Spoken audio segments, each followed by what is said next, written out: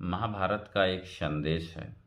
कोई भी व्यक्ति गलत के साथ खड़ा होकर के कतई सही नहीं हो सकता है, चाहे वो कितना बड़ा शक्तिशाली हो, कितना बड़ा ज्ञानी हो, या फिर कितना बड़ा वीर ही क्यों ना हो।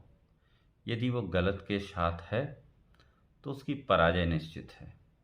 यदि वह धर्म विरुद्ध है तो उसकी हार निश्चित है। यदि वह सत्य के विरुद्ध है तो उसको हारना ही है। जिस तरह से भीष्म इतने बड़े शक्तिशाली योद्धा थे और इतने बड़े शक्तिशाली योद्धा होते हुए भी उनका पतन हुआ।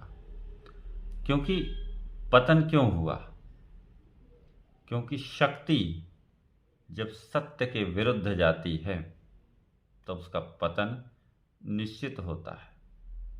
भले ही वह शक्ति के रूप में भीष्म ही क्यों ना हो, उन्होंने अपनी प्रतिज्ञा सत्य के विरुद्ध की, इसीलिए वह हार गए, इसीलिए उनका पतन हो गया।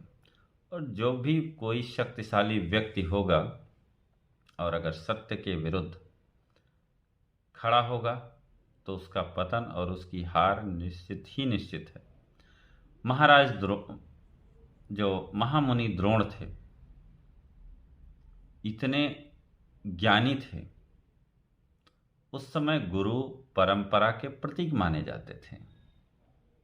लेकिन पुत्र मोह और पक्षपात ने उनके विवेक को शून्य कर दिया। यह जानते थे कि दुर्योधन गलत कर रहा है, दुर्योधन गलत है, फिर भी उन्होंने दुर्योधन का ही साथ दिया।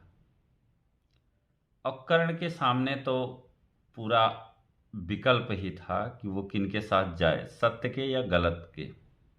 लेकिन उन्होंने मित्रता के नाम पर गलत व्यक्ति का और गलत सत्ता का और गलत सिंहासन का साथ दिया।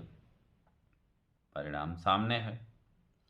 उसी तरीके से यदि कोई व्यक्ति है, कितना भी बुद्धिमान हो, कितना भी विद्वान हो, कितना भी शक्तिशाली हो और कितना भी वीर क्यों ना हो, वो युद्ध तब तक नहीं जीत पाएगा जब तक वो सत्य के विरुद्ध है।